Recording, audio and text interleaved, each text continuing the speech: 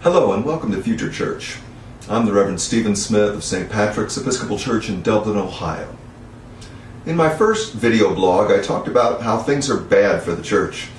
We've seen the worst decade in the history of the church in America in terms of declines in attendance and giving, in association with the institutional church.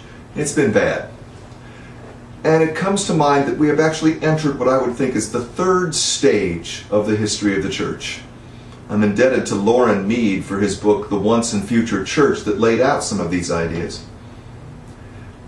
But the first stage of the church, to consider that, was the age of formation and persecution.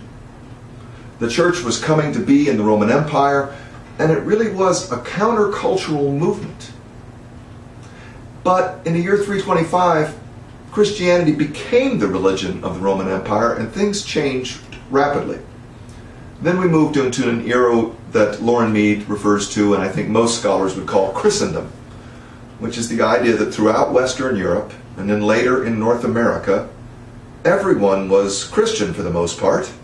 There were small minorities of Jews or Hindus or Muslims, but for the most part, everybody was a Christian. Different kinds, different variations, but Christian. Now we have entered into an era of, I think, I might call it benign neglect. It is the third era of the church, where people are not associated with Christianity any longer. They don't know the stories, and they really don't care. At least most people that I run into, who are outside the church, that is. But what I've come to realize is that each of these eras of the church implied a question about how the church would behave. In the first era, the era of persecution and formation, the implied question was, are you serious? Do you really want to be a part of this organization that could get you killed, thrown to the lions? And so the church, to answer that question, came up with a kind of work, the work of the people, which is what liturgy actually means. It's the work of the people. And the work that the church came up with to answer that question was around baptism and ordination.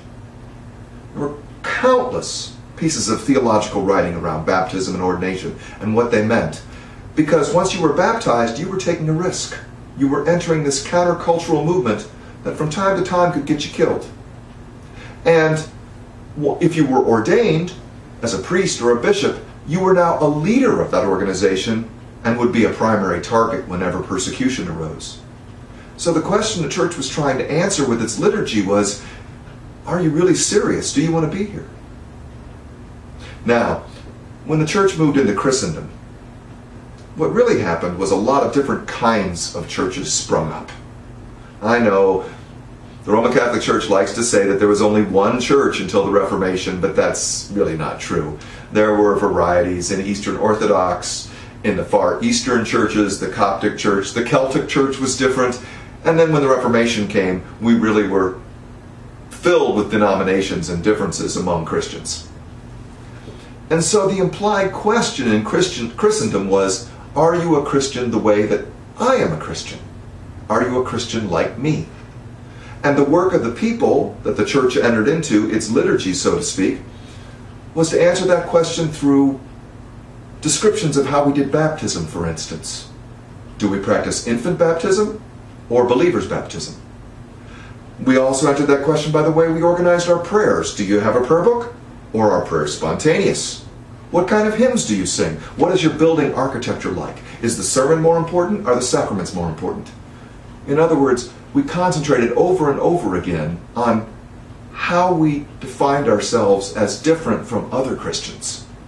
And we answered the question, are you Christian the way I'm a Christian?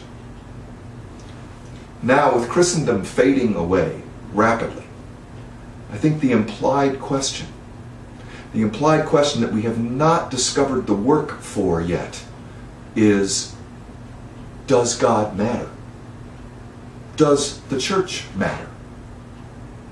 And most people really don't know how to answer that question, even those of us who are in the church.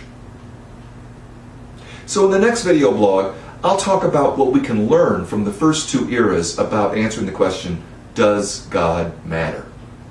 Stay tuned.